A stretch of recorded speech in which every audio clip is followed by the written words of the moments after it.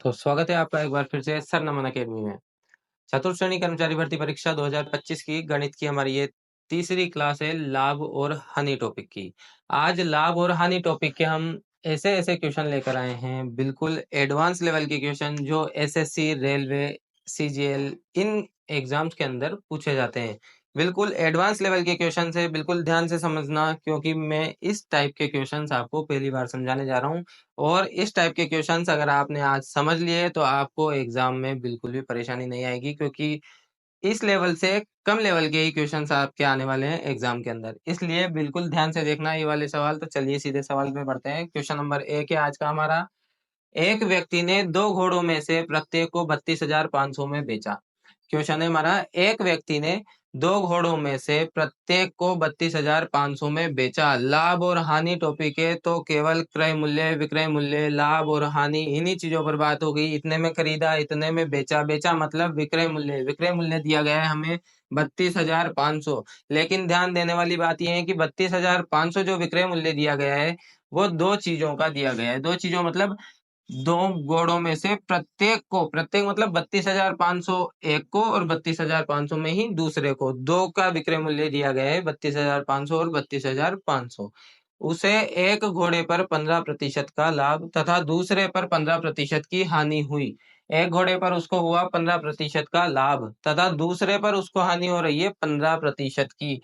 मतलब दोनों पर समान ही लाभ और समान ही हानि हो रही है। समान मतलब प्रतिशत में 15% का। जब उसने पहला घोड़ा बेचा 32,500 रुपए में ही बेचा, लेकिन उसको लाभ हुआ 15% का। उसने दूसरा घोड़ा बेचा, उसने 32,500 रुपए में ही, लेकिन उसको हानि हुई 15% की। इसका मतलब ये है कि पहला घोड़ा तो उसके 32,500 रुपए से कम में पड़ा। उसका क्रय मूल्य 32,500 रुपए से भी कम था पहले घोड़े का, तभी उसमें लाभ हुआ उसको बेचने पर। 32,500 में जब उसने दूसरा घोड़ा बेचा तो उसको 15% की हानि हुई। इसका मतलब है कि दूसरे घोड़े का उसका क्रय मूल्य ज्यादा था 32,500 से, तभी उसको 15% की हानि उठानी पड़ी।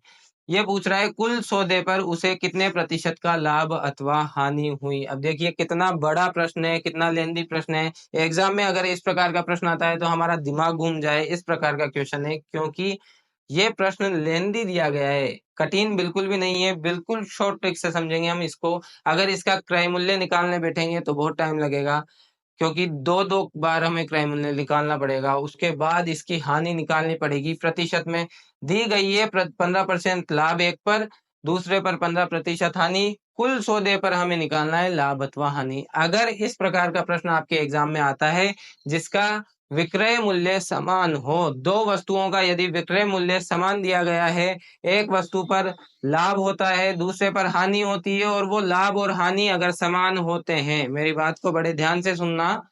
अगर हमें प्रश्न में दिया गया है विक्रय मूल्य किन्हीं दो वस्तुओं का, दो वस्तुओं का अगर हमें विक्रय मूल्य दिया गया है तथा पहले पर अगर हानि या लाभ होता है, दूसरे पर भी हानि या लाभ होता है, अगर दोनों पर लाभ, एक पर लाभ और एक पर हानि होती है, और वो दोनों ही लाभ और हानि समान होते हैं, जैसे कि इस प्रश्न में है 15% एक पर लाभ, 15% दूसरे पर हानि। अगर ये हानि और लाभ समान है, एक में तो उसको लाभ होगा, एक में हानि होगी, विक्रय मूल्य दोनों के समान होंगे।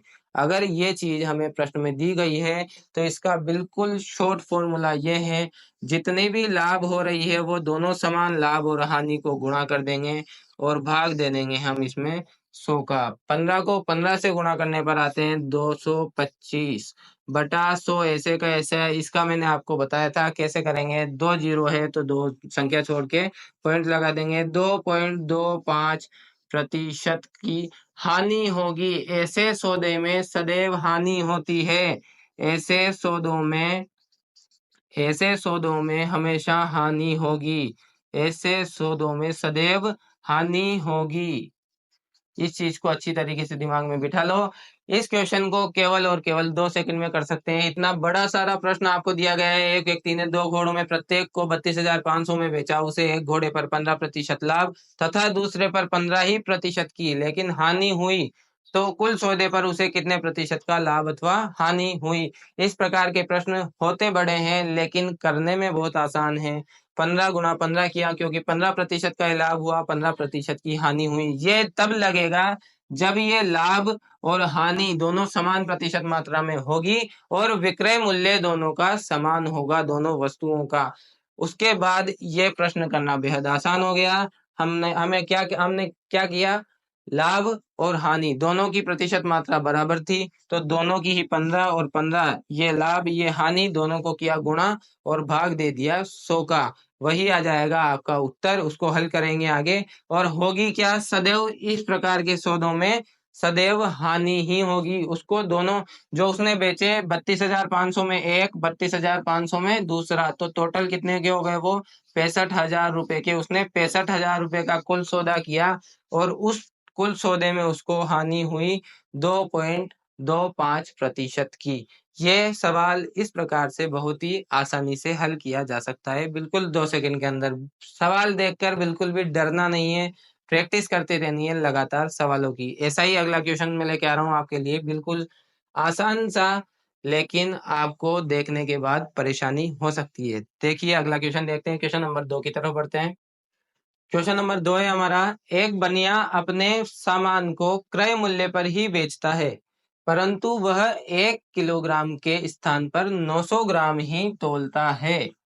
बनिए का लाभ या हानि प्रतिशत ज्ञात करो। सबसे पहले आप मुझे ये बताओ, अगर कोई दुकानदार, एक बनिया है जो अपने सामान को क्रय मूल्य पर ही बेचने का दावा कर रहा है, वो बोल रहा है कि नहीं साहब, मैं तो आई रेट में ही दान दे रहे जा, मैं तो खाई भी न बचा रहा, आई रेट में ही दान दे रहे था। ठीक है, वो ये बोल रहा है कि मैं अपने सामान को क्रय मूल्य पर ही बेचता हूँ, लेकिन वो पीछे से जो बात नहीं बताता है, वो कर रहा है कि वो 1 किलोग्राम के स्थान पर 900 ग्राम ही तोल रहा है। अपन को लग रहा है कि हाँ, ये कोई भी कमा नहीं रहा अपन से कुछ भी, अपने जितने में वो लेके आया था वही अपन को उतने ही रेट में दे रहा है, क्रय मूल्य पर ही ये बेच रहा है, जितने में ये लेके आया था उतने में ही हमें दे रहा है। लेकिन वो पीछे से ये धांधली कर रहा है, 1 किलोग्राम के स्थान पर 900 ग्राम ही तोल रहा है। बनिए का लाभ या हानि प्रतिशत ज्ञात करो। अब ये बताओ, जितने में उसके सामान आया था, 1 किलो सामान उसके जितने में भी आया था, वो उसको उतने में ही देने के बाद, मान लो उसका वो 1 किलोग्राम सामान 100 रुपए में आया था, उसके 1 किलोग्राम 100 रुपए में आया था, वो अपन को दे रहा भी 100 रुपए की ही चीज है। वो कह रहा है कि हाँ ले जाओ साहब, 1 किलो दे रहा हूँ मैं आपको, 100 रुपए में दे रहा हूँ, क्योंकि मैं भी 100 रुपए में ही लेके आया था, आपसे कुछ भी नहीं कमा रहा। ठीक है, लेकिन वो तोल रहा है हमारे 900 ग्राम ही, जिसका हमें पता नहीं चल रहा, लेकिन वो हमें तोल के दे रहा है 900 ग्राम ही। अब यहाँ पे ये बताना है उसको लाभ हो रहा है या हानि हो रही है। उसके तो 1 किलो आई है 100 रुपए में, लेकिन अपन को तो 900 ग्राम ही दे रहा है, इसका मतलब उसके 100 ग्राम का फायदा हो रहा है, 100 ग्राम का फायदा हो रहा है। अगर इस विधि से इसको करना चाहो तो इस तरीके से कर सकते हो कि 100 रुपए में अगर उसके 1 किलोग्राम चीज आई है, अपन को वो 100 रुपए में 900 ग्राम ही दे रहा है, इसका मतलब उसके 100 ग्राम कितने रुपए का पड़ा, ये 100 ग्राम वो जो बचाया, उसने बचाया 100 ग्राम, उसके 900 ग्राम कितने रुपए का आया, आप ये बताओ मुझे। उसके आया 1 किलोग्राम 100 रुपए का, तो किया उसके 900 ग्राम कितने रुपए का आया, क्योंकि हम बचाएंगे 900 ग्राम भरी ही। उसके 900 ग्राम आया 90 रुपए का, क्योंकि 10 ग्राम 100 रुपए, 100 रुपए में उसके अगर 1 किलो आया, तो उसके 100 ग्राम आया 10 रुपए में। अरे यहाँ से अगर 100 रुपए में 1 किलोग्राम उसके आ रहा है, तो 100 ग्राम कितने रुपए में आएगा, 100 ग्राम 100 ग्राम करके 1 किलो 10 बार में बनेगा ना, वैसे ही 10 रुपए में आएगा उसके 100 ग्राम। तो 900 ग्राम कितने रुपए में आएगा, 900 ग्राम आएगा 90 रुपए में। उसके चीज कितने रुपए की है, 900 ग्राम चीज उसके कितने रुपए में पड़ी है, 90 रुपए में। बिल्कुल ध्यान से समझने वाला क्वेश्चन है, क्योंकि बहुत सारे स्टूडेंट्स इनको अभी समझने के बाद वापस से बार बार भूल जाते हैं, इसलिए इसको कॉन्सेप्ट को आराम से समझो। अगर 1 किलो चीज उसके 100 रुपए में आई है, तो बिल्कुल 100 ग्राम उसके 10 रुपए की आएगी, तो वैसे ही 900 ग्राम उसके 90 रुपए की आएगी। ये वाली स्टेप आपको समझ में आ रही है आराम से। 900 ग्राम अगर उसके 90 रुपए में आएगी, वो अपन को दे भी 900 रुपए, 900 ग्राम ही रहा है, 90 रुपए की चीज ही दे रहा है, लेकिन वो अपन से ले कितने रुपए रहा है, 100 रुपए ले रहा है। कितने रुपए ले रहा है वो, उसके 900 ग्राम कितने रुपए में आई, 90 रुपए में।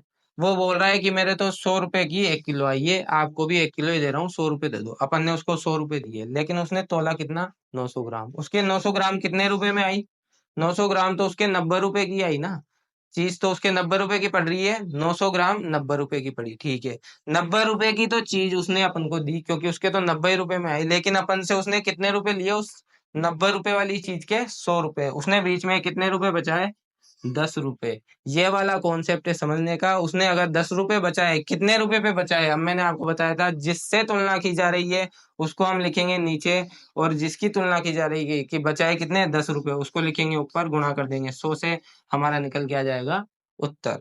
क्या उत्तर निकल के आया हमारा? एक जीरो से एक जीरो कट गई, 100/9। तो क्या आया? 11 सही 1/9%। 11 सही 1/9% की उसके बचत है। ये बिल्कुल कॉन्सेप्चुअल मैंने आपको समझाया है, कॉन्सेप्ट से। क्योंकि अगर आप अभी इसको कॉन्सेप्ट से समझोगे, एग्जाम में अगर लैंग्वेज चेंज करी एग्जामिनर ने, तो भी आप उसको कर दोगे।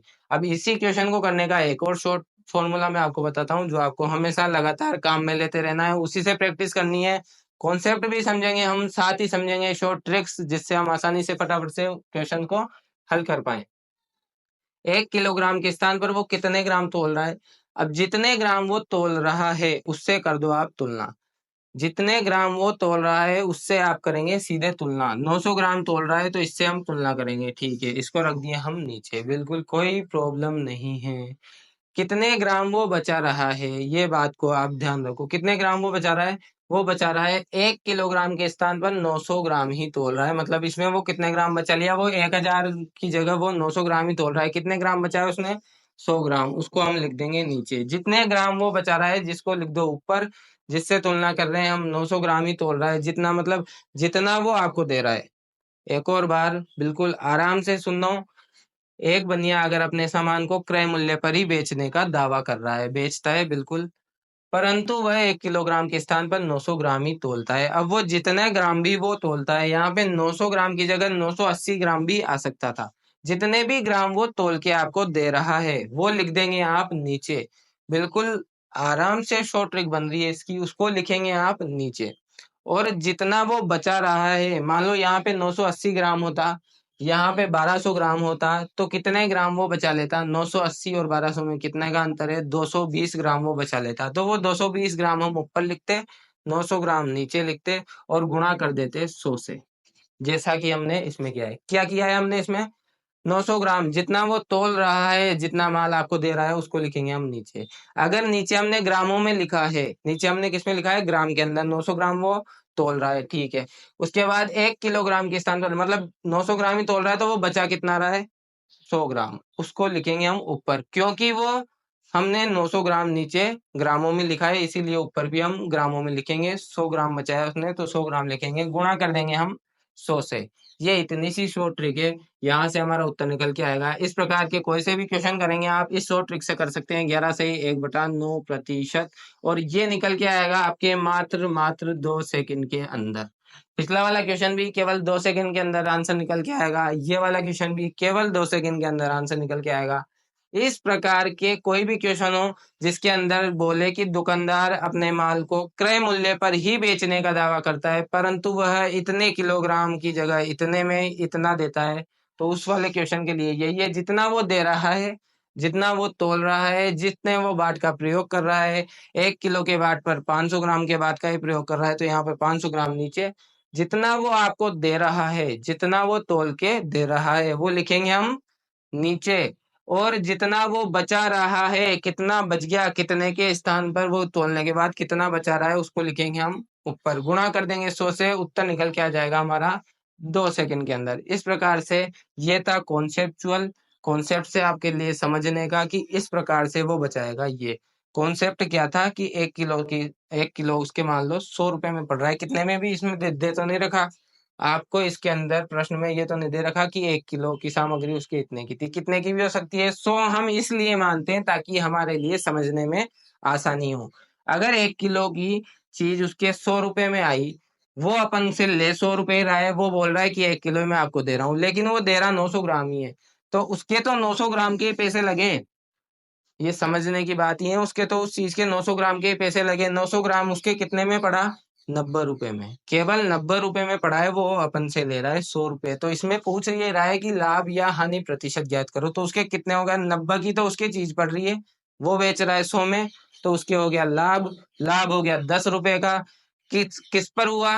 90 रुपए का, क्योंकि उसके तो 90 रुपए में पड़ी वो चीज, उसका क्रय मूल्य तो उस वस्तु का 900 ग्राम का 90 रुपए ही है। तो 90 रुपए से तुलना करेंगे, 90 को नीचे लिखेंगे, 10 रुपए बचाए ऊपर लिखेंगे, और 100 से गुणा कर देंगे।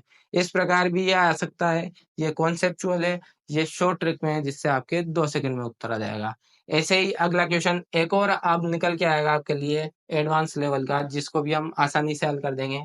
चलिए बढ़ते हैं अगले क्वेश्चन की। क्वेश्चन नंबर 3 है हमारा, यदि 15 वस्तुओं का क्रय मूल्य 12 वस्तुओं के विक्रय मूल्य के बराबर है तो लाभ प्रतिशत ज्ञात करो। दिखने में बिल्कुल छोटा सा क्वेश्चन, लेकिन अच्छों का दिमाग घुमा देने वाला क्वेश्चन है। बिल्कुल आराम से समझेंगे, कॉन्सेप्चुअल समझाऊंगा, बिल्कुल आसानी से समझेंगे। ध्यान से समझना, यदि 15 वस्तुओं का क्रय मूल्य 12 वस्तुओं के विक्रय मूल्य के बराबर है। अब ना तो इसमें क्रय मूल्य दिया हुआ है, ना इसमें दिया गया है विक्रय मूल्य, लेकिन इसमें यह दिया गया है, अगर मान लो 15 किताबें हैं, 15 किताबें हैं इस प्रकार से, ये 15 किताबें हैं, उन्हीं का जो क्रय मूल्य है, उनका जो क्रय मूल्य है वो दिया गया है 12 किताबों के विक्रय मूल्य के बराबर। वो दिया गया है हमें 12 किताबों के विक्रय मूल्य के बराबर। ना तो इसका क्रय मूल्य दिया गया, ना इसका विक्रय मूल्य दिया गया, लेकिन संख्याएं दी गई है कि अगर 15 किताबें हैं तो 15 किताबें जितने में हमने खरीदी है तो उतने में ही 15 किताबों के 12 किताबें बेचने जितना उसका मूल्य है। अब इसमें कॉन्सेप्ट ये है समझने का, मैंने सबसे पहले आपको एक टॉपिक पढ़ाया था एलसीएम और एचसीएफ। इस वाले क्वेश्चन के अंदर आपके वो टॉपिक काम जरूर आने वाला है, क्योंकि एलसीएम जिसको निकालना आता है वो निकालेगा इन वस्तुओं का एलसीएम। वो क्यों निकालेगा आगे मैं आपको बताता हूँ। सबसे पहले इसका निकालो आप एलसीएम, जो कि निकल के आएगा 60। किस प्रकार से हमने एलसीएम निकाला था एक बार मैं आपको बता देता हूँ। ये 12 ये 15 दोनों संख्याओं को एक साथ लिखा था, इनके निकाले थे। अभाज्य गुणनखंड करेंगे, ऐसी संख्या का भाग देंगे जिसमें दोनों का चला जाए, 3 चौक 12, 3 पंजे 15। उसके बाद में ऐसी आ गई कि इन दोनों का ही भाग नहीं जा रहा, लेकिन इसमें जा रहा है 2 दूनी 4, फिर 5, फिर 2, फिर 1, फिर 5, फिर 5, 1, 1। इस प्रकार से हम एलसीएम निकाल रहे थे। 5 दूनी 10, 10 दूनी 20 या 60। ये आ रहा था हमारे एलसीएम। इस प्रकार से मैंने आपको एलसीएम निकालना समझाया था पहले।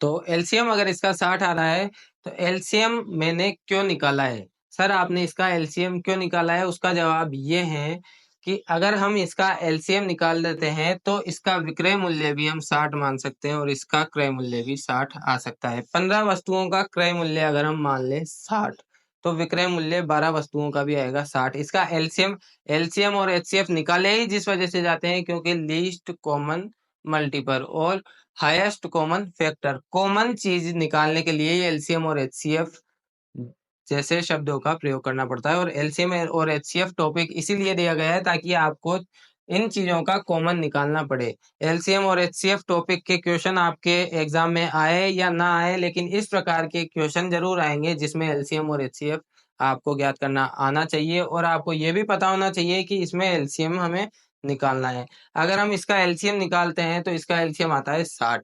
अब ये समझो कि आपकी जेब में 60 रुपए हैं। इस पूरे क्वेश्चन को भूल जाओ। 15 और 12 वस्तुएं दी गई है आपको, ना क्रय मूल्य दिया गया है ना विक्रय मूल्य दिया गया है। केवल वस्तुएं दी गई है कि 15 वस्तुओं का क्रय मूल्य 12 वस्तुओं के विक्रय मूल्य के बराबर है और कुछ भी नहीं दिया गया। पूछ रहा है कि लाभ प्रतिशत ज्ञात करो। तो इसके लिए आप समझो कि इन दोनों का जैसे ही हमने एलसीएम निकाला, तो अब इसके बाद केवल और केवल आपको ये ध्यान में रखना है कि आपको ये दिमाग में बिठाना है कि आपकी जेब में 60 रुपए हैं। अगर हमारे जेब में 60 रुपए हैं और हमें 15 किताबें खरीदनी हैं, तो किस रेट में वो किताबें आएगी? 15 की 15 पूरी किताबें लेनी है आपको। ये समझो कि 15 पेन आपको खरीदने हैं। इस प्रकार के पेन हैं, 15 पेन आपको खरीदने हैं। वो देगा वो आपको 60 रुपए में, कुल 60 रुपए की लागत आएगी उन 15 पेन को खरीदने में। 15 वस्तुएं जो खरीदेंगे आप, ऐसे समझो कि 15 पेन आप खरीदेंगे।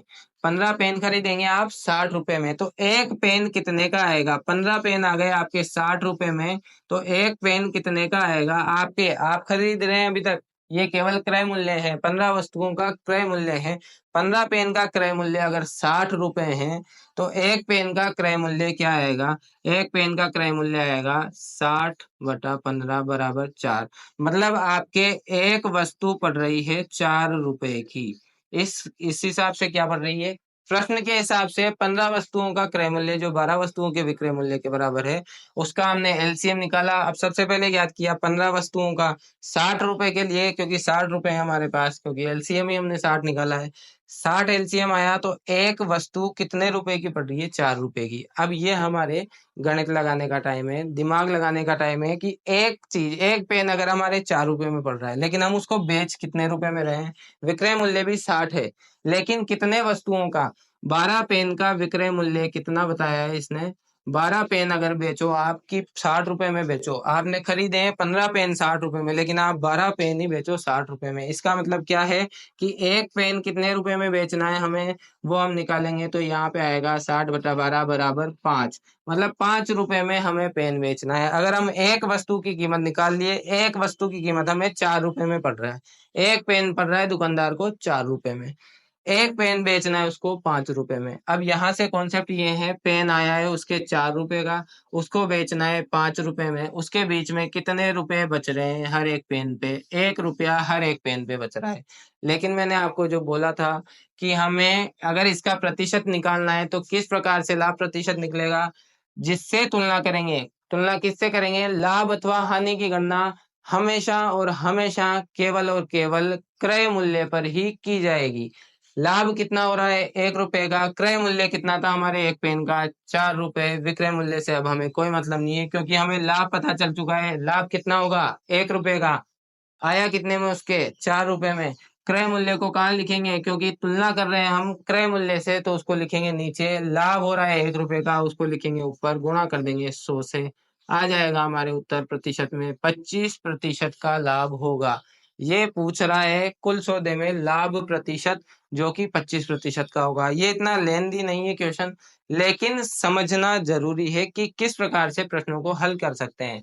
ये बहुत ही 5 सेकंड 2 सेकंड में होने वाला क्वेश्चन है। पहले आप इसका ये निकालेंगे एलसीएम, फिर इस प्रकार से निकालेंगे, फिर इस प्रकार से निकालेंगे, फिर सर इतना बड़ा करेंगे, बहुत ही ज्यादा लंबा हो जाएगा, एग्जाम में इतना टाइम नहीं मिलता है। ऐसी कोई बात नहीं है, प्रश्न की प्रैक्टिस करेंगे आप तो सबसे जल्दी आप ये कर पाएंगे। लेकिन समझना आपको पड़ेगा कि किस प्रकार से जो ये दुकानदार के खरीदने बेचने वाले प्रश्न जो आते हैं, इनमें आपको इस प्रकार से सोचना पड़ेगा दुकानदार की तरह। ये बोल रहा था हमारे 15 वस्तुओं का क्रय मूल्य 12 वस्तुओं के विक्रय मूल्य के बराबर है। 15 वस्तुएं उसने अगर 60 रुपए में खरीदी, तो एक वस्तु उसके कितने रुपए में पड़ रही है? एक पेन तो उसके 4 रुपए में ही पड़ रहा है। 4 रुपए दे रहा है वो एक पेन को खरीद, अगर किसी से वो खरीद रहा है तो 4 रुपए में खरीद रहा है, लेकिन आपको कितने में बेच रहा है वो? आपको बेच रहा है वो 5 रुपए में। अपने मन से ही नहीं बेच रहा वो प्रश्न के अनुसार बेच रहा है। दोनों का क्रय मूल्य और विक्रय मूल्य बराबर दिया है, लेकिन इधर वस्तुएं दी है 15, इधर दिए 12। इसको इस प्रकार भी किया जा सकता था कि माना कि एक वस्तु का क्रय मूल्य 1 रुपए है। एक वस्तु का क्रय मूल्य उसने 1 रुपए बताया, तो वो 15 वस्तुओं का क्रय मूल्य हो जाता 15 रुपए, और वो बेचता 12 रुपए में उन वस्तुओं को। वो बचा लेता 3 रुपए। वो बचाता किस पर बचाता? वो 12 रुपए पर बचाता। 3/12 गुणा 100, और इस प्रकार से मैं आपको करके देता तो ये आ जाता 25%। और आप केवल और केवल सिर कुचलते रह जाते कि सर ये आपने किस प्रकार से कर दिया, ये तो हमें कुछ भी समझ में नहीं आया। बात ये है कि समझ में आपको आना चाहिए। ये जरूरी नहीं है कि मैं बोर्ड पर कितने जल्दी इन प्रश्नों को हल करता हूँ। जरूरी ये है कि आप इन प्रश्नों को समझ पा रहे हैं या नहीं समझ पा रहे हैं। अगर आपको ये प्रश्न, ये हल करना मेरा अगर आपको समझ में आ रहा है, तो एग्जाम में आप जरूर 2 से 5 सेकंड में इस प्रकार के प्रश्नों को हल कर पाओगे। अगर आपको समझ में आ रहे हैं तो मेरा समझाना बहुत ही सही है, नहीं तो उसका कोई मतलब नहीं है। मैं आपको 1 सेकंड में करके दूं, चाहे 1 मिनट में करके दूं, वो प्रश्न बोर्ड पर, उससे कोई मतलब नहीं है। समझ में आना चाहिए आपको। क्या आपको ये क्वेश्चन समझ में आ रहे हैं? कमेंट करके बताओ जल्दी से। अब चलते हैं हम अगले क्वेश्चन की तरफ। ये है क्वेश्चन नंबर 4 हमारा। एक फल विक्रेता ने 15 के 6 की दर से केले खरीदकर 12 के 4 की दर से बेच दिए। देखिए ध्यान से देखना, 15 रुपए के 6 केले खरीद रहा है दुकानदार, लेकिन वो बेच रहा है 12 रुपए के 4। पिछले क्वेश्चन में हमें दिया गया था कि 15 वस्तुओं का क्रय मूल्य 12 वस्तुओं के विक्रय मूल्य के बराबर है। हमें लाभ प्रतिशत ज्ञात करना था, लेकिन इसके अंदर वस्तुएं नहीं दी गई है, हमें केवल दर दी गई है। पहले हमने दर निकाली थी, इसमें दर दी गई है। क्या दर दी गई है? 15 रुपए के 6 की दर से केले खरीद रहा है। उसके खरीदने की दर दर पहले से दी गई है। मतलब 6 केले खरीद रहा है, वो कितने के? 15 रुपए के 6 केले खरीद रहा है। उसके कितने रुपए के आ रहे हैं? 6 रुपए के आ रहे हैं। कितने केले आ रहे हैं? 15 केले आ रहे हैं। मतलब एक केला उसके कितने रुपए का आ रहा है? 15 रुपए के 6 केले आ रहे हैं उसके, तो एक केले कितना रुपए का आ रहा है? 15 रुपए के आ रहे हैं उसके 6 केले। बिल्कुल। तो 15/6 कर देंगे हम, तो ये आ जाएगी उसकी रेट निकल के। ये रुपए हैं, रुपए। ये क्या है? रुपए। अगर रुपए में हम दे देंगे उन 6 किलो का भाग, तो एक केले का भाव निकल के आएगा 2.5 रुपए। ये आया, जो कि हमने पिछले क्वेश्चन में निकाला था। इस क्वेश्चन में हमें हमें निकालने की कोई जरूरत नहीं है, इसमें तो पहले से ही दिया गया है। दर इसमें पहले से दी गई है। पिछला क्वेश्चन क्या था हमारा? वापिस से याद करो। 15 15 वस्तुओं का क्रय मूल्य 12 वस्तुओं के विक्रय मूल्य के बराबर था। तब हमने दर निकाली थी, इसलिए हमें बहुत सारी कैलकुलेशन करनी पड़ी थी। इस वाले क्वेश्चन में तो पहले से दर दी गई है। ये बोल रहा है 15 के 6 की दर से उसने केले खरीदे। 15 के 6 की दर से मतलब उसने 2.5 रुपए का एक केला खरीदा। 2.5 रुपए का एक खरीदेगा तो 6 केले वैसे ही 15 रुपए के हो गए ना। तो 2.5 रुपए का उसने एक केला खरीदा। उसने बेचा कितने का? 12 रुपए के 4। मतलब उसने बेचा 3 रुपए का एक। ये लो साहब, रेट तो आपको इसी में दी गई है। आपको ज्यादा कुछ निकालने की जरूरत ही नहीं है। इस क्वेश्चन में ये पूछ रहा है लाभ अथवा हानि। अरे 2.5 रुपए का वो एक लेगा, 3 रुपए का बेचेगा, तो उसको ज्यादा, ऑब्वियसली सीधी सीधी बात है कि उसको होगा तो लाभ ही। कितने रुपए का लाभ हो रहा है? उसको हो रहा है 3 रुपए का। वो 3 रुपए का वो खरीद रहा है, वो बेच रहा है 2.5। मतलब 2.5 रुपए का वो खरीद रहा है, 3 रुपए का वो बेच रहा है। ज्यादा वाली संख्या में से छोटी वाली संख्या घटा दो, और जो छोटी वाली संख्या अगर क्रय मूल्य है तो उसको होगा लाभ। अगर छोटी वाली संख्या विक्रय मूल्य होती तो उसको होती हानि। छोटी हानि और लाभ निकालने का कॉन्सेप्ट मैंने आपको पहले नहीं बताया था, एक बार ध्यान से सुन लो। हानि और लाभ, बड़ी संख्या जिसकी भी दी गई हो, आप क्रय मूल्य और विक्रय मूल्य आपको दिया गया है, जैसे कि ये विक्रय मूल्य है, ये क्रय मूल्य है। बड़ी संख्या देखो और छोटी संख्या देखो। बड़ी संख्या में से छोटी संख्या घटा दो। पहले आपको डिसाइड कुछ भी नहीं करना कि ये हानि है या लाभ है। पहले बड़ी संख्या लिखो, छोटी संख्या लिखो। बड़ी संख्या में से छोटी संख्या घटा दो। अगर वो छोटी संख्या क्रय मूल्य है तो हमेशा लाभ होगा। जैसे इसमें छोटी संख्या क्रय मूल्य है तो हमेशा इसमें लाभ होगा। कितने का लाभ हो रहा है उसको? 50 पैसे का लाभ हो रहा है। कितने पैसे का लाभ हो रहा है? 50 पैसे का। 0.5 रुपीज का। 0.5 रुपीज का 50 पैसे का लाभ हो रहा है उसको, बिल्कुल हो रहा है। अगर विक्रय मूल्य छोटा है, अगर यहाँ पे विक्रय मूल्य छोटा होता, क्रय मूल्य बड़ा होता, तो उसको हानि होती। हानि और लाभ ज्ञात करने का यही फॉर्मूला है। बड़ी संख्या में से छोटी संख्या घटा दो। छोटी संख्या यदि क्रय मूल्य है तो उसको होगा लाभ। छोटी संख्या यदि विक्रय मूल्य है तो उसको होगी हानि। अब चलते हैं क्वेश्चन की तरफ। उसको क्या हो रहा है? 50 पैसे का लाभ हो रहा है उसको। किस पर हो रहा है? 2.5 रुपए पर। मतलब ये 0.5 रुपीज, ये 2.5 रुपीज गुणा 100। अरे जिससे तुलना करेंगे उसको लिखेंगे नीचे, और जिसकी तुलना करेंगे 0.5 रुपीज जितने का लाभ हुआ उसको लिखेंगे ऊपर। गुणा कर देंगे 100 से, हमारा उत्तर आ जाएगा। एक पॉइंट से एक पॉइंट हट जाएगा, क्योंकि ऊपर भी जीरो लगा दोगे नीचे भी जीरो लगा दोगे, वो जीरो से जीरो कट जाएंगे। 5 का भाग 25 में, 5 आम 25, और ये 20। तो यहाँ पे 20% का उसको लाभ हो रहा है। अब 15 के 6, 12 के 4, दिमाग में घूम जाएगा आपका दिमाग। लेकिन अगर हम इसका कॉन्सेप्ट जानते हैं, अगर इसका पिछले वाले क्वेश्चन में आपने कॉन्सेप्ट ध्यान से समझा है, तो ये वाली चीज आपको आनी चाहिए। दर निकाल लो उसकी, कितने रुपए के कितने बेच रहा है। 15 रुपए के 6 खरीद रहा है वो। 15 रुपए के 6 का मतलब एक कितने में खरीद रहा है वो? 2.5 रुपए में। एक कितने रुपए में खरीद रहा है वो? 2.5 रुपए में। बेच कितने रुपए में रहा है वो? 3 रुपए में। बीच में कितने रुपए का फायदा हो रहा है उसके एक केले पर? उसके हो रहा है एक वस्तु पर 50 पैसे का फायदा। अगर 50 पैसे का फायदा हुआ तो उसको 0.5 रुपीज लिख सकते हैं अपन। अरे 1/2 भी लिख सकते हैं, 1/2 को 0.5 भी लिख सकते हैं। ये मैंने आपको प्रतिशतता की पहली ही क्लास में समझाया था, और वो इसीलिए समझाया था ताकि आप यहाँ पे कंफ्यूज ना हो। 0.5 मतलब आधा, ढाई, ढाई का मतलब 2.5 मतलब 2 प्लस आधा, ये ढाई है, यही ढाई है, ये आधा है, ये भी आधा है, तो ये आधा है, आधा रुपया बच रहा है उसके, 50 पैसे मतलब आधा रुपया, 0.5 मतलब आधा रुपया, और 2.5 मतलब ढाई रुपया। जितना बच रहा है उसको लिखेंगे ऊपर। 2.5 क्या है? ये इसका क्रय मूल्य है। लाभ और हानि की गणना हमेशा क्रय मूल्य पर ही की जाती है, मैंने काफी बार बता दिया है आपको। क्रय मूल्य को लिखेंगे नीचे, क्योंकि तुलना की जाएगी हमेशा क्रय मूल्य से। गणना किस पर की जाएगी? लाभ हो या हानि हो, गणना की जाएगी क्रय मूल्य पर। जिस पर गणना की जा रही है उसको लिखा नीचे, जितने का लाभ हो रहा है उसको लिखा ऊपर, गुणा किया 100 से, निकल के आया 20% का लाभ। और ये प्रश्न भी केवल 2 से 5 सेकंड में आपके हो जाएगा। अरे इसी प्रकार के प्रश्न आते हैं रेलवे में, एसएससी में, सीजीएल में, सभी में आते हैं इस टाइप के क्वेश्चंस। आपके एग्जाम में भी बिल्कुल ये वाला क्वेश्चन ऐसे का ऐसा आपके एग्जाम में आ सकता है। चतुर्थ श्रेणी कर्मचारी भर्ती 2025 में जो एग्जाम होने वाला है उसके अंदर ये वाला प्रश्न उठकर आ सकता है, इसलिए इस वाले प्रश्न का कॉन्सेप्ट आप आराम से समझो। आप इस वाले का ही नहीं, हर एक प्रश्न का कॉन्सेप्ट समझना आपको बहुत ही जरूरी है। कैसे लग रहे हैं हमारे ये प्रश्न? आपको कमेंट में लिखो, जो भी चीज समझ में नहीं आ रही है वो भी आप कमेंट में लिखो, मैं अगली क्लास में आपको उसका रिप्लाई जरूर करूंगा। चलिए चलते हैं अगले क्वेश्चन की तरफ। तो ये है हमारा क्वेश्चन नंबर 5।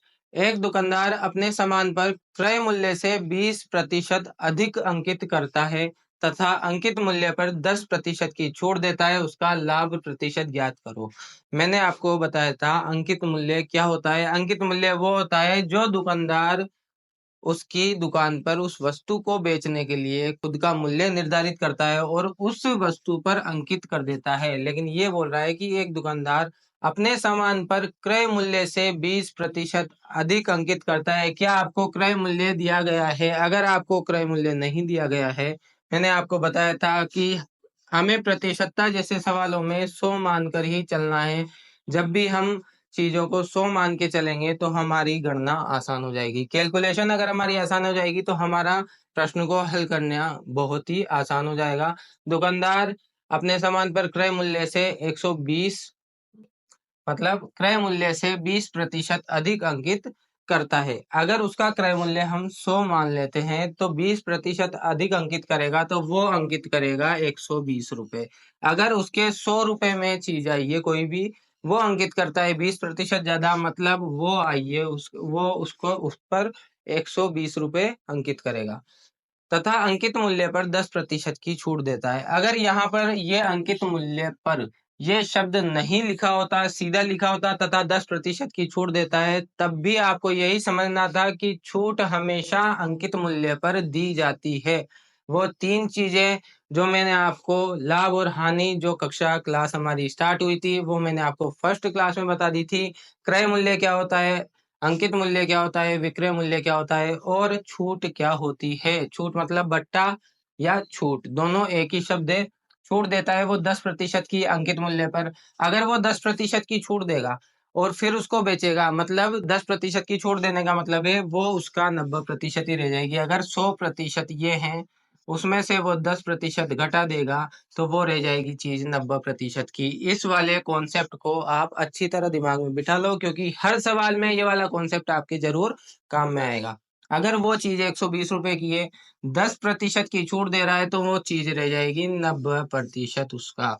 90% मतलब एक दो जीरो, ये एक दो जीरो, 12 नाम के 108, 108 रुपए की रह जाएगी। अगर 120 रुपए की वो चीज अंकित कर रहा है, वो 20% अधिक कब मानेंगे? जब हम 100 रुपए, 100 रुपए अगर उसका क्रय मूल्य हम मान रहे हैं, 20% अधिक अंकित किया मतलब 120 रुपए अंकित किया, 10% की छोड़ दिया मतलब उसका 90% रह गया, मतलब 108 रुपए।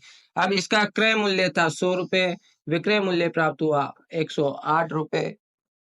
मुझे बताओ आप कि लाभ कितने का हो रहा है? सीधा सीधा दिख रहा है, 8 रुपए का लाभ हमें प्राप्त हो रहा है। उस दुकानदार को प्राप्त हो रहा है कि 8 रुपए का उसको लाभ हुआ, लेकिन ये पूछ रहा है लाभ प्रतिशत। कभी भी प्रश्न जल्दीबाजी में पढ़ के गलत ना करें। कभी भी प्रश्न को जल्दबाजी में पढ़ के गलत नहीं करें। यहाँ पे ये जो प्रतिशत का निशान दिख रहा है, ये भी एग्जामिनर अगर लिख रखा है वो प्रतिशत को इस प्रकार से, वो केवल साइन दे देगा। और आप अगर ये देखना भूल जाएंगे और आप अगर ये इस तरीके से पढ़ेंगे कि दुकानदार ने अपने सामान पर अंकित मूल्य से, क्रय मूल्य से 20% अधिक अंकित किया, 10% की छूट दी, उसका लाभ ज्ञात करो।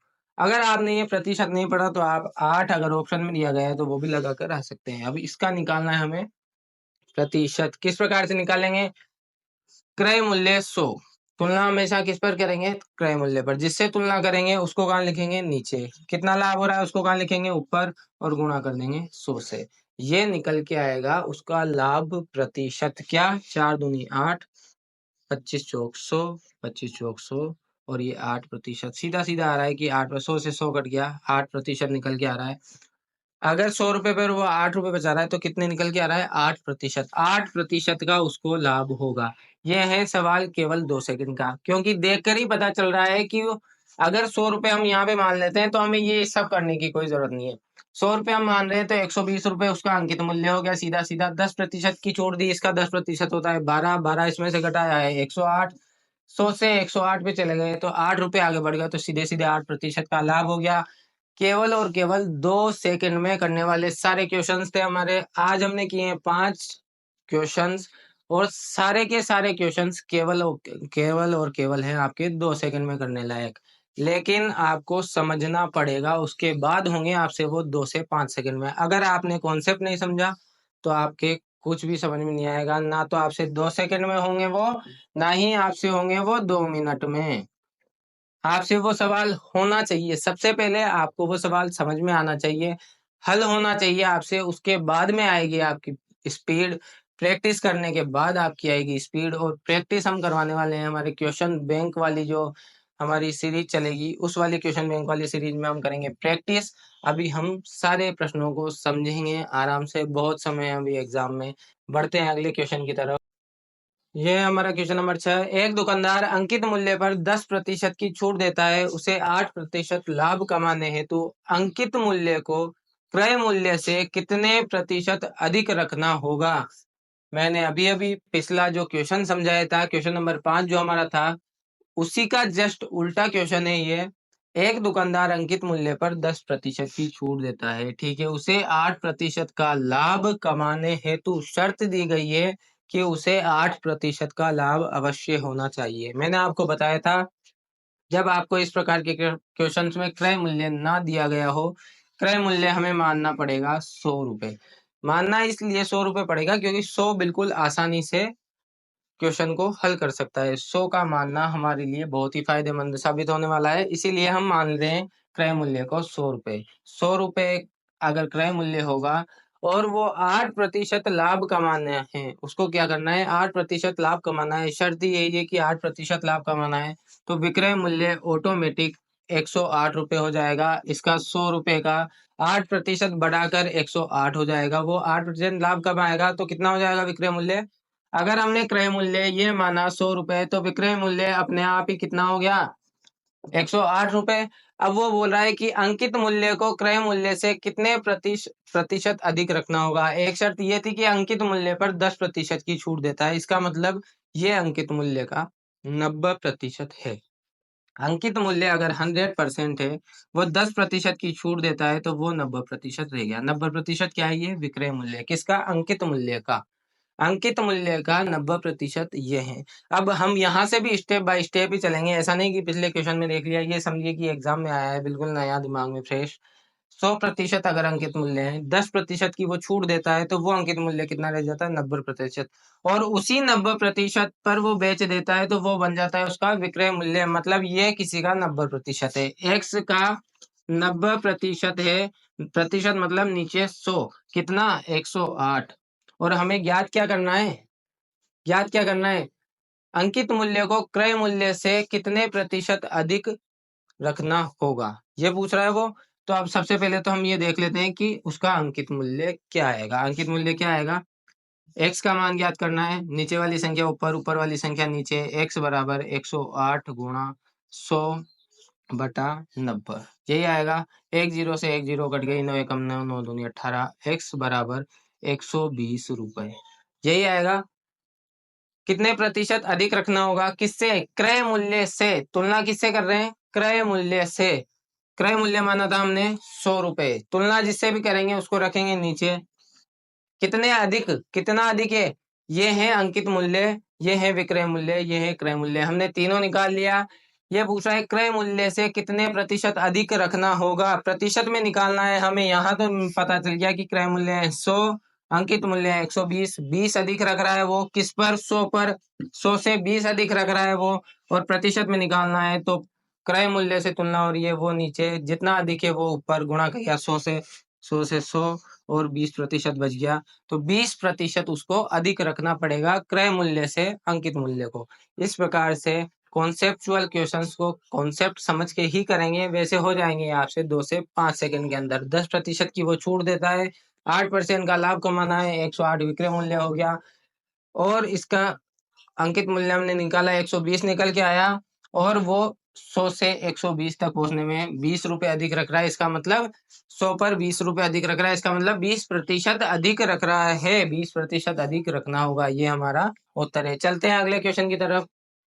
तो ये है हमारा क्वेश्चन नंबर 7। क्वेश्चन नंबर 7 है, 3 क्रमागत बट्टों 20%, 10% तथा 5% के समतुल्य बट्टा क्या होगा। बट्टा हमारे किस पे लगता है, बट्टा का मतलब है, क्या है बट्टा का मतलब, बट्टा का मतलब है छूट। छूट किस पे लगती है, अंकित मूल्य पर। छूट किस पर लगती है, अंकित मूल्य पर। लाभ और हानि की पहली क्लास में मैंने बताया था, अंकित मूल्य पर छूट लगती है। बट्टा का मतलब होता है छूट, दुकानदार जो छूट देता है वो लगती है अंकित मूल्य पर। क्या आपको इसमें अंकित मूल्य दिया गया है? अगर आपको किसी भी प्रश्न में अंकित मूल्य दिया नहीं गया है, आपको छूट दी गई है और ये पूछ रहा है समतुल्य बट्टा, हमें मान लेना है वो 100। क्या मान लेना है, 100। 100 का फिर निकालेंगे 20%, फिर उसका निकालेंगे 10%, फिर उसका निकालेंगे 5%। देखिए 3 क्रमागत बट्टे दिया है, अगर कोई चीज 100 रुपए की अंकित है, किसी वस्तु पर अंकित है 100 रुपए, और उसका अगर 20% निकालेंगे तो कितना होगा, 20। और 20% कम करना है, बट्टा का मतलब है छूट। 100% में से वो 20% कम हो गई वो चीज, तो कितनी बच गई, वो 80%। ऑलरेडी वो 80% बचेगी, बचेगी नहीं बचेगी। 3 क्रमागत बट्टों का मतलब है लगातार छूट मिलेगी, फिर उसके बाद इस 80% पर छूट मिलेगी। इसका मतलब है कि यहाँ पर 100 का सबसे पहले रह जाएगा ये 80%। 100 का कितना रह जाएगा, ये 80%। 20% छूट देने का मतलब है 100 का ये 80% रह जाएगा। अब ये क्या, वो संख्या रह गई, ये है वो संख्या। हमें समतुल्य बट्टा निकालना है, ध्यान से देखना इस क्वेश्चन को।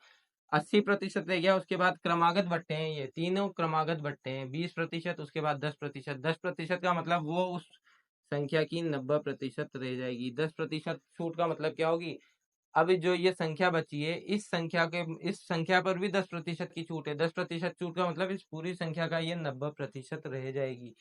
जिसने ये कॉन्सेप्ट अच्छी तरीके से सीख लिया उसको इस वाले चैप्टर में बिल्कुल भी परेशानी नहीं आएगी। उसके बाद तथा 5% के समतुल्य, मतलब 5% का वापिस से छूट दे रहा है वो। 5% की छूट का मतलब फिर वो ये जितनी भी संख्या रहेगी यहाँ पर जो भी आएगा उसका 95% रह जाएगी, अगर 5% की छूट दे दी जाएगी। तो यहाँ पर हम करेंगे 95/100, क्योंकि इसकी भी 95% रह जाएगी। अब इसके बाद इसको हल करते हैं हम, तो 100 से 100 कट गया, 1 और 2 जीरो से 1 और 2 जीरो कट गई। 4 का भाग इसमें दिया, 4 का भाग नहीं देंगे हम इसमें रखते हैं सबसे पहले नीचे 100, क्योंकि हमें पता है आगे हम कैलकुलेशन में अक्सर इस प्रकार के प्रश्नों में आगे कैलकुलेशन में पॉइंट्स में आंसर आ सकता है। तो पॉइंट्स में अगर आंसर आएगा तो हम आसानी से 100 का भाग देकर ऊपर पॉइंट लगा सकते हैं। नीचे अगर 100 रहेगा तो ऊपर वो पॉइंट लगाना आसान रहेगा।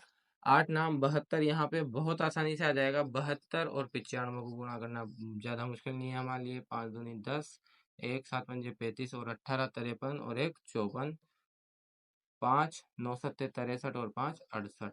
अब देखो यहाँ पे आ रहा है हमारे 6840/100।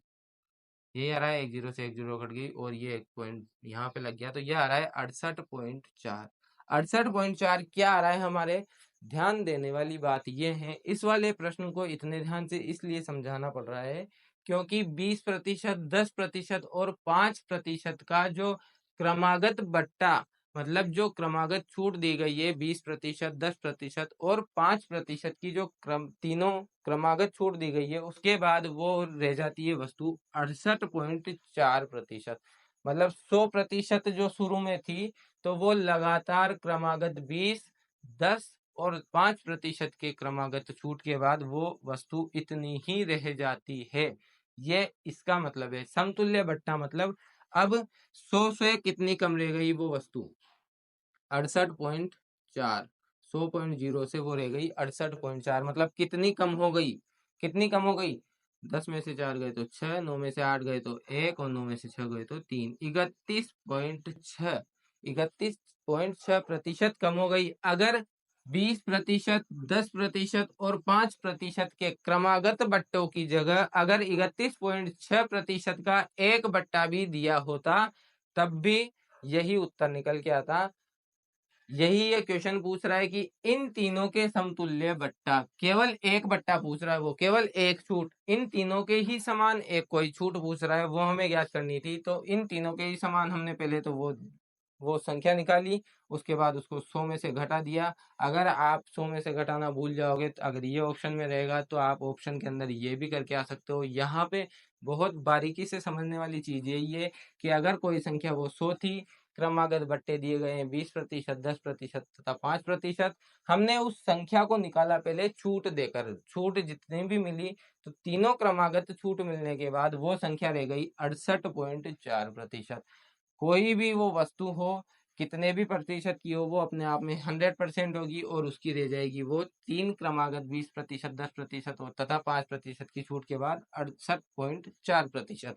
अगर वो इतनी ही रह जाएगी, इसका मतलब 100% में से 68.4% घटा देंगे, मतलब 31.6% उसको कम कर दिया जाएगा, तब भी वही आएगी। इसलिए इन तीनों के समतुल्य बट्टा होगा 31.6%। यह हमारा आंसर आएगा 31.6%। इस प्रकार से इन प्रश्नों को हल किया जाएगा। इन प्रश्नों को हल करने में बहुत ही बारीकी से, समझदारी से, ध्यान में रखना पड़ेगा हमें। जल्दबाजी अगर हम करेंगे तो हम 101% इस क्वेश्चन को गलत करके आएंगे। अगर हम ध्यान देंगे बिल्कुल बारीकी से, तो इस प्रकार से इस क्वेश्चन को एकदम सही करके आना है हमें। एग्जाम में जल्दबाजी में हमेशा गलतियां करते हैं और एक गलती ही हमें बहुत भारी पड़ती है, इसलिए बिल्कुल आराम से क्वेश्चन को करना है। तीन क्रमागत बट्टों 20%, 10% तथा 5% के समतुल्य बट्टा होगा 31.6%। उसके पहले हमने संख्या निकाली 68.4%, वो संख्या रह जाएगी। उसके बाद 100 से कितनी कम हो जाएगी वो देखेंगे, 31.6% वो कम हो गई। इतनी छूट देने के बाद, मतलब इतनी छूट एक बार में दे देते तो इन छूट के बराबर वो आ जाएगी। यही ये क्वेश्चन पूछ रहा था। ये है समतुल्य बट्टा का क्वेश्चन। चलिए बढ़ते हैं अगले क्वेश्चन की तरफ। ये है हमारा क्वेश्चन नंबर 8। क्वेश्चन नंबर 8 बोल रहा है, एक कमीज का अंकित मूल्य 600 रुपए है। एक कमीज का अंकित मूल्य हमें दिया गया है ऑलरेडी इस बार 600 रुपए। दो क्रमागत बट्टे देने के बाद इसका मूल्य 432 रह जाता है। इस बार हमें मूल्य दिए गए हैं, पहले का मूल्य भी दिया गया है अंकित मूल्य, और बाद का मूल्य भी दिया गया है छूट के बाद का। किसका? दो क्रमागत छूट के बाद का मूल्य दिया गया है 432। चलिए आगे देखते हैं। यदि दूसरा बट्टा 10% हो, एक छूट भी हमें दी गई है, तो पहला बट्टा क्या होगा? मतलब एक छूट हमें ज्ञात करनी है, दूसरी छूट हमें दी गई है। अगर इसका अंकित मूल्य स्टार्टिंग में 600 रुपए था, इसका स्टार्टिंग में अंकित मूल्य कितना दिया गया है हमें? 600 रुपए। प्रथम छूट के बाद वो हो जाएगा, छूट हम मान रहे हैं यहाँ पर 100 माइनस एक्स। 100 माइनस एक्स का मतलब ये समझिए, जितनी भी छूट होती है उसको हम यहाँ पर लिखते हैं। जितनी भी जो छूट होती है उसको 100 में से घटाकर हम यहाँ लिखते हैं। जैसे कि अगर ये 10% छूट है, अगर ये दूसरा बट्टा 10% का है, तो मतलब यहाँ पर जितना पहला बट्टा जितना भी दे देगा, पहला बट्टा देने के बाद इस 600 रुपए का जितना भी मूल्य रह जाएगा पहले बट्टे के बाद, दूसरे बट्टा 10% का होगा, तो उसके बाद वो रह जाएगी संख्या 90/100। मतलब 100%। तो ये पहला बट्टा देने के बाद यहाँ तक की वो संख्या आएगी 600 में से जितना भी वो पहला बट्टा होगा वो देने के बाद जितनी भी वो बचेगी, जितने रुपए भी वो बचेंगे, उसका 10% कम हो जाएगा। 10% कम होने का मतलब उसका 90% वो रह जाएगा। ये बहुत बारीक बेसिक कॉन्सेप्ट है जिसको आपके दिमाग में बिठाना है आपको। 600 का अगर 100 माइनस एक्स करते हैं, मतलब यहाँ पर मैं x बटा 100 करने के लिए मैं 100 माइनस एक्स करता हूँ, मतलब यहाँ पर ये 90 है। अगर ये 10 भी अगर x होता तो मैं 100 माइनस एक्स लिखता इसको, तो यहाँ पर क्या लिखता, 100 माइनस ये 10%, ये 10%, इसका मतलब वो 90%, वो 90। 100 माइनस 10 का मतलब 90। 100 माइनस जो भी यहाँ पर छूट है उसको लिखेंगे यहाँ, बटे में लिखेंगे यहाँ पर। 100 माइनस जितनी भी यहाँ पर छूट आएगी वो लिखेंगे यहाँ, जिसको हमने x मान लिया। मतलब 100 माइनस वो जो छूट है वो बराबर क्या आएगी, यहाँ पर जो संख्या आएगी वो आएगी x, तो मतलब 100 माइनस एक्स बराबर इधर की छूट आ जाएगी। इस प्रकार से ये होगा हल। इसके बाद हम आगे बढ़ेंगे, यहाँ से इसको हल करना सबसे आसान होगा, यहाँ से इसको हल करना सबसे आसान होगा। 600 गुणा एक्स बटा 100 गुणा 90 बटा 100। ये मैंने क्या किया एक बार आप और समझो। 600 इसका अंकित मूल्य हमें दिया गया है। प्रथम छूट के बाद इसका जितना भी मूल्य बचेगा, प्रथम छूट तो हमें खुद को ज्ञात करनी है, पहला बट्टा कितना होगा, ये प्रश्न पूछ रहा है। पहली छूट क्या होगी, पहली छूट के बाद जितने भी उसका मूल्य बाकी रह जाएगा, दूसरी छूट के बाद वो 90% ही रह जाएगा। मतलब जितना भी मूल्य वो बाकी रहेगा पहली छूट के बाद, उसके बाद 90% ही वो रह जाएगा, क्योंकि 10% की और उसको छूट दी गई। उसके बाद हमें दिया गया है कि वो जितनी भी ये दोनों छूटों के बाद जो भी मूल्य बचेगा वो मूल्य है 432 रुपए। दो क्रमागत बट्टे देने के बाद, मतलब दो लगातार छूट देने के बाद, क्रमागत बट्टा देने के बाद इसका मूल्य रह जाता है 432, मतलब इसका मूल्य रहेगा 432। इस मान को निकालने के लिए हम इस समीकरण को बना रहे हैं। अब अगर हमें x की वैल्यू याद करनी है तो हम पहले ही सीख चुके हैं, नीचे वाली संख्या ऊपर, ऊपर वाली संख्या नीचे, मतलब कुछ भी हो बस ऊपर वाली संख्या नीचे और नीचे वाली संख्या ऊपर चली जाएगी, इतना आप ध्यान रखो। पक्षांतरण है, वज्र गुणन है। चलिए आगे हल करते हैं। 432 वहीं रहेगा, गुणा 100 ऊपर चला जाएगा, नीचे आ जाएगा 90, गुणा 100 ऊपर चला जाएगा, एक्स वहीं रहेगा। 600 को लिया हुआ आप इसके नीचे, यहाँ पर आ गया ये 600, एक्स यहीं का यहीं रहेगा। दो जीरो से दो जीरो कट गई, एक जीरो से एक जीरो कट गई, 9 से इसको काटे 9 चौक 36, 9 आठे 72, यहाँ से 6 से इसको काटे 6 आठे 48। एक्स बराबर क्या आया, 10 इंटू 8 बराबर 80। एक्स बराबर आया 80। एक्स बराबर क्या आया, 80। मतलब यहाँ पर 100 माइनस 80 करते, 100 माइनस 20 करते तो यहाँ पर आ जाता x की वैल्यू। 100 माइनस 20 करते तब जाके 80 यहाँ पर आता। 80 कब आता, x की वैल्यू 80 कब आती, जब 100 में से 20 घटा देते हैं हम, जब जाके 80 आता। इसका मतलब 100 माइनस एक्स मतलब 100 माइनस 80 बराबर 20। ये क्या आई हमारी छूट, ये मानी थी हमने, छूट माना था हमने कि पहली छूट 100 माइनस एक्स होगी और उसी वैल्यू को हम यहाँ पर रखेंगे तो ये छूट आएगी। इस चीज को, इस प्रोसेस को अगर आप समझ पा रहे हो तो पहली छूट हमारी आ रही है 20% की पहली छूट हमारे आ रही है। ये हमारा खुद का बनाया हुआ कॉन्सेप्ट है, बेसिक कॉन्सेप्ट से ये शॉर्ट ट्रिक बनाई है मैंने। अगर ये आपको समझ में आती है तो एग्जाम में आप 2 से 5 सेकंड के अंदर सारे सवाल कर सकते हो। दोबारा देखेंगे एक बार इस सवाल को। एक कमीज का अंकित मूल्य हमें दिया गया था 600 रुपए, हमने लिखा 600 रुपए। दो क्रमागत बट्टे देने थे हमें, उसके बाद उसका मूल्य था 432। चलिए उसका मूल्य डायरेक्ट हमने यहाँ पे दो क्रमागत बट्टे लिखे, गुणा गुणा और फिर 432 बराबर में। यदि दूसरा बट्टा हमें पहले दिया गया है 10%। 10% का मतलब अगर 10% का वो बट्टा है, 10% की छूट है, तो कोई भी वस्तु 10% की छूट के बाद खुद की 90% रह जाएगी। तो दूसरी बार में हमने उसको 90% किया, 90/100। पहला बट्टा क्या होगा, अब अगर यहाँ पर छूट के बाद वाली संख्या लिखी जाती है, छूट 10% दी तो 90/100 किया, यहाँ पर जितनी भी छूट होगी तो उसको 100 में से घटा कर लिखेंगे तो वो वैल्यू यहाँ पर आएगी। तो हमने पहले 100 में से उस छूट को घटाया, तो हमें छूट का तो पता नहीं है, तो छूट की जगह हमने उस संख्या को घटाया, तो ये वाली छूट मानी हमने। अब ये छूट मानेंगे अगर, तो 100 माइनस एक्स हमने मानी छूट। अब यहाँ पर लिख दिया हमने एक्स को कब लिखा हमने, 100 में से अगर छूट को घटा देंगे तो ये चीज आएगी आराम से। 100 में से छूट को घटाएंगे तो ये वैल्यू आ जाएगी। ये पहली वैल्यू है। अगर ये समीकरण आपको समझ में आ रही है, उसके बाद हम आगे बढ़े, वज्र गुणन किया पक्षांतरण के द्वारा, ये समीकरण आई x बराबर 432 गुणा 100/90 गुणा 100/600, हमारे आया x बराबर 80। x बराबर 80 का मतलब है 600 गुणा 80/100। 80/100 हम तभी लिखते हैं तब 20% की छूट होती है। अगर किसी संख्या पर 20% की छूट है, किसी भी मूल्य पर इस पर 20% की छूट मिलेगी। छूट का मतलब 600 का 20% तो पहले आप निकालोगे, तो 20% क्या निकलेगा 600 का, 20 की 120, 120 रुपए निकलेंगे।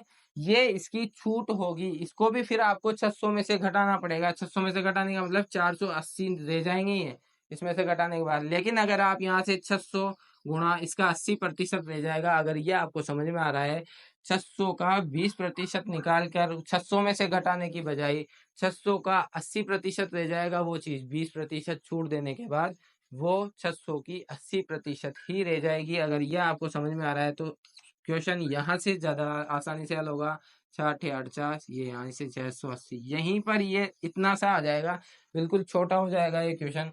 पहले तो आप 600 का 20% निकालोगे, फिर उस वो जो निकलेगा उसको 600 में से घटाओगे, फिर आंसर आएगा। यहाँ पर 600 का 20%, 600 से 20% कम करने का मतलब 600 का 80% रह जाएगा। इस वाले मेथड से मैंने इसको बनाया है। इस प्रकार से होगा ये वाला क्वेश्चन और इसमें आंसर आएगा पहला बट्टा 20% का होगा। होने वाले हैं ये सारे क्वेश्चन केवल 2 से 5 सेकंड के अंदर। लेकिन आपको प्रैक्टिस की जरूरत पड़ेगी। प्रैक्टिस के लिए मैं चलाने वाला हूँ क्वेश्चन बैंक वाली सीरीज। क्वेश्चन बैंक वाली सीरीज हम जल्दी चालू करेंगे। तो ये थे आपके लाभ हानि टॉपिक के क्वेश्चन, और लाभ हानि टॉपिक हमारा लगभग लगभग पूरा हो चुका है। आप हमारे साथ जुड़े रहिए, चैनल को सब्सक्राइब करिए, वीडियो को लाइक करिए और शेयर कर दीजिए उन लोगों के साथ, उन मेरे साथियों के साथ शेयर कर दीजिए जो जो भी साथी मेरे चतुर्थ श्रेणी कर्मचारी भर्ती परीक्षा 2025 की तैयारी कर रहे हैं, या गणित की किसी भी पटवारी की तैयारी कर रहे हैं, वीडियो की तैयारी कर रहे हैं, या 3rd ग्रेड 2nd ग्रेड गणित की जिसकी भी तैयारी कर रहे हैं, उन लोगों को शेयर करिए। क्योंकि गणित यहाँ पर बहुत ही बारीकी से पढ़ाई जा रही है। ये जो डिटेल में जितना भी मैं पढ़ा रहा हूँ, अभी लग रहा है आपको बहुत ज़्यादा टाइम। उसके बाद चलेगी क्वेश्चन बैंक सीरीज, उसमें बहुत ही चुटकियों में हम सारे क्वेश्चन को हल करेंगे। क्योंकि ये मैं बता रहा हूँ आपको एक बार तरीका, उसके बाद हम करेंगे बहुत ही आसानी से सारे प्रश्नों को हल। वीडियो को शेयर कर दो, चैनल को सब्सक्राइब कर दो, बेल आइकन को दबा दो। मिलते हैं अगली क्लास में। Thank you.